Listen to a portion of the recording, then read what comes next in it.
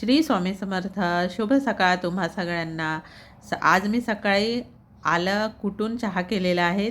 आता तुम्ही म्हणाल आलं कुटून म्हणजे त्यात काय नवीन आहे, पण आपण सुंठ टाकतो मसाल्यामध्ये, त्यामध्ये मी सुंठऐवजी ओलं आलंच टाकलेलं आहे. एवढ्यात गारठा खूप पडतोय, त्याच्यामुळे मसाल्याचा चहा असा प्यावा असा वाटतो छान.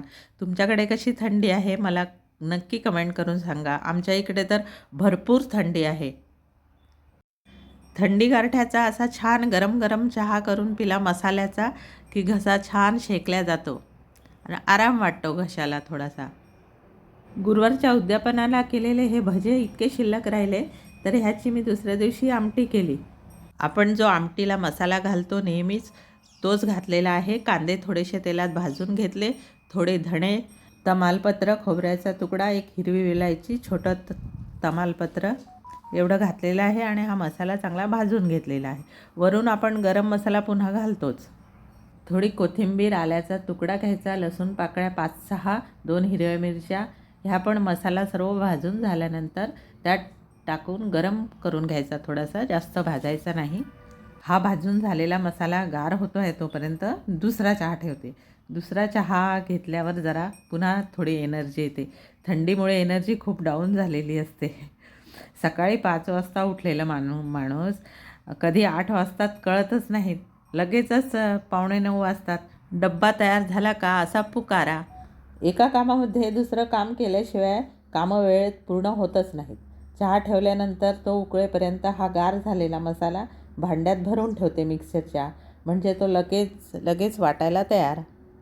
चहा चांगला उकळल्यावर त्याच्यात दूध घालून पुन्हा व्यवस्थित उकळेपर्यंत, कारण की चांगला चहा उकळला की छान लागतो, तो उकळेपर्यंत मिक्सरला वाटून घेते मसाला. हिवाळ्यात ऊन खूप चांगलं पडतं आमच्या अंगणामध्ये बाहेर, पण बाहेर बसायला वेळच नाही मिळत सकाळच्या वेळेसच कामं असतात, डब्बा वगैरे असतो. म्हणून आता चहा पिताना वगैरे ऊन घेऊन घेते मी.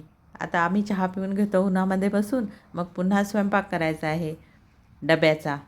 माझी आंघोळ वगैरे झालेली आहे. हे काकांसाठी पाणी ठेवलेलं आहे. सकाळी आंघोळीला उशीर झाला ना की नंतर मग अजूनच थंडी वाजते.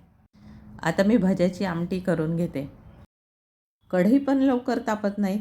असं वाटतं गॅसवर ठेवल्याबरोबर कढई तापावी, तेल तापावं, जिरी मोहरी टाकले की पटापट तडतडावी ती, पण तसं होत नाही. कढई तापायला पण वेळच लागतो.